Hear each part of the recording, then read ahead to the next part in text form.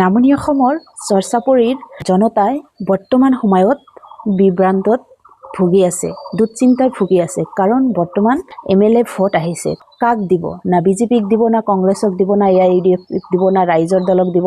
মই কৈছোঁ জনতাক, আপোনালোকে বিভ্ৰান্তত নাথাকিব, আপোনালোকে নিজৰ বিবেকেৰে ভোট দিব। ইমান দিন যি হৈছে বাৰু, আপোনালোকে যিজন আচলতে সাহসী মানুহ, জ্ঞানী মানুহ, নিজৰ জাতিৰ কথা চিন্তা কৰে, দেশৰ কথা চিন্তা কৰে, তেওঁকহে আপোনালোকে ভোট দিব।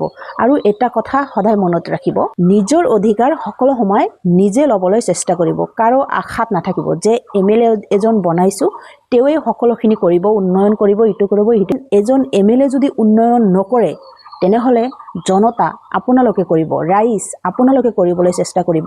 কোনেও কাকো অধিকাৰ নিদিয়ে।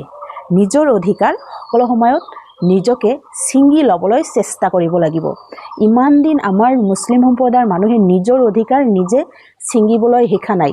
শিকক, নিজৰ অধিকাৰ নিজে আয়ত্ব কৰিবলৈ শিকক। তেতিয়াহে নিজে বাচিব, নিজৰ সমাজ বাচিব, নিজৰ জাতি বাচিব, নিজৰ দেশ বাচিব। জয় আই অসম।